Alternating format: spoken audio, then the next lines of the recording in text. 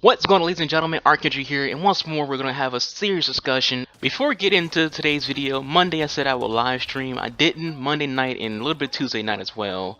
Xbox Live was experiencing some issues that prevented a lot of people from being able to play their digital games and signing in for some people. So I didn't get a chance to live stream because of that, because I couldn't load up some of my games. I may or may not live stream tonight, haven't decided yet. Depends on what's going down. But follow me on Twitch to know when I am going to be live streaming. It's the best way to know if I'm actually going to live stream or not, is if it pops up on your notifications that, hey, this person's live streaming. So I didn't live stream Monday. I know I said I would do like a little 12-hour or a stream Mass Effect from like 12 p.m. to like 4 a.m. Well, midnight to 4 a.m. if I can talk fucking right. But I didn't because Xbox was experiencing some issues.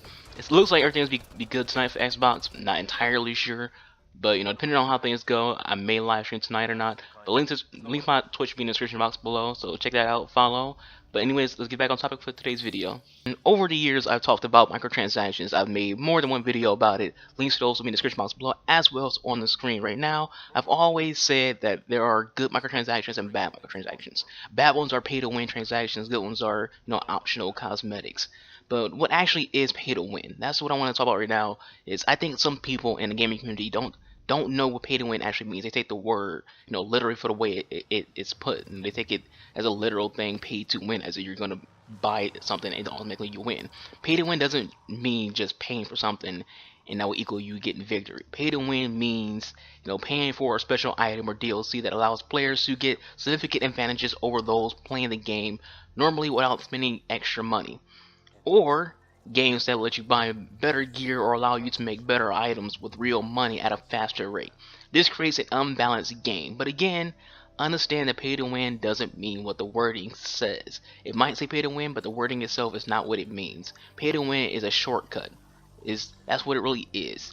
As well as other things, there's other things that lead into pay to win, but one of the biggest things of it is it's a shortcut, it's cheating, it's kind of like taking steroids in sports. An example of the different meanings to pay to win is Call of Duty games, the modern ones. The current games of Call of Duty dating back to Advanced Warfare, you can get weapons and supply drops, weapons that perform significantly better than weapons are already in the base game. If someone is using the M16 that they unlock just by playing the game, without using supply drops or any kind of other money or resources, they're at a huge disadvantage against someone who got a M16 weapon variant out of a supply drop. They spent $100 to get numerous supply drops, and it gave them this M16 with buffs and perks and all this shit, otherwise known as gun variants. Another example is For Honor, in which on a recent video someone commented and said that feats aren't pay to win.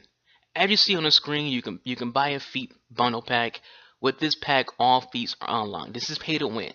You can't really apologize for this. This is pay to win. And saying, oh, well, in the game you still have to get 3 kills to unlock your feat versus a kill streak, doesn't change the fact that you can still spend real money to take shortcuts in the game. You can still buy all the feats, regardless of if you have those feats activated. You still have to unlock them in the game by getting a certain number of kills and some number of points. You still unlock all the feats by paying money, real money, to get them.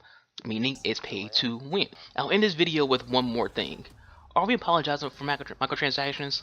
I feel like when we like a game, we hate when someone has a bad thing to say about it, so much that we will apologize for any shady practices or flaws of that game. I myself have done this before. Mass Effect 3, I ignored how bad the ending was. I apologized for it. I said, oh, this is what was going to happen. This is what happened. All these things, I made up my own theories on how the ending worked, because I didn't want to believe all the hatred that the game was getting. So we all do this. We all apologize for shady practices in businesses, shady practices in video games, flaws in video games. We apologize for these games and these developers because we ourselves are, big fanatics of these.